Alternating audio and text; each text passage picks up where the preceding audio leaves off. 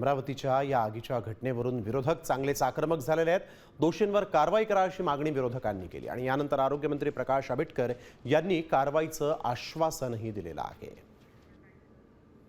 जर अशा असलेल्या निष्काळजीपणामध्ये ज्या हॉस्पिटलमध्ये अशा घटना घडतात याचाच अर्थ फक्त घोषणा करायची आणि त्याची अंमलबजावणी करत नाही, यामध्ये नुसतं त्या रुग्णालयाला जबाबदार न धरता जे कोणी अधिकारी या संदर्भामध्ये दोषी आहेत, ज्यांनी निष्काळजीपणा केलेला आहे त्यांच्यावर कारवाई करणं गरजेचं आहे। खरं तर अशा पद्धतीची घटनाच घडायला नको, कारण 2 वर्षापूर्वी आम्ही हॉस्पिटल बांधलं आणि मग त्याच्यानंतर अशा गोष्टी होणं हे आमच्या दृष्टिकोनातून सुद्धा ते चुकीचंच आहे। फक्त प्रश्न असा आहे की नेमकं तो जो झालेली घटना आहे 3-3:30 वाजता रात्री झाली, त्या 3:30 वाजता झालेल्या घटनेचं नेमकं कारण काय आहे हे सुद्धा आपण घेतलं पाहिजे। जे ज्यांनी याच्यामध्ये दुर्लक्ष केलं असेल, ज्यांच्यामुळे या घटनाक्रमाला जे जबाबदार असतील त्या सगळ्यांच्यावरती अतिशय कडक कारवाई करण्याबद्दल त्या अहवालाप्रमाणे आम्ही पुढे जाणार। उद्घाटन करायला फार वलवल असते या लोकांची।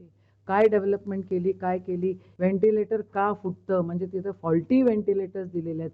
56% कमिशनवालं सरकार हे आहे आणि हे 56% कमिशनवालं सरकार त्याच्यावर दोषीच आहे असं म्हणायला काहीच हरकत नाही। इन्फ्रामॅन म्हणून घेत असताना गरिबांकडे पण लक्ष दिलं गेलं पाहिजे। डफरीनमध्ये कोणी श्रीमंताचं लेकरू येत नाही, इथं गरीबाचंच लेकरू या ठिकाणी होतं। जी पोरं मृत्युमुखी पडली त्यांना मोठ्या प्रमाणात कंपेन्सेशन 3 आणि 4 लाख देऊन हे चालणार नाही बाबा।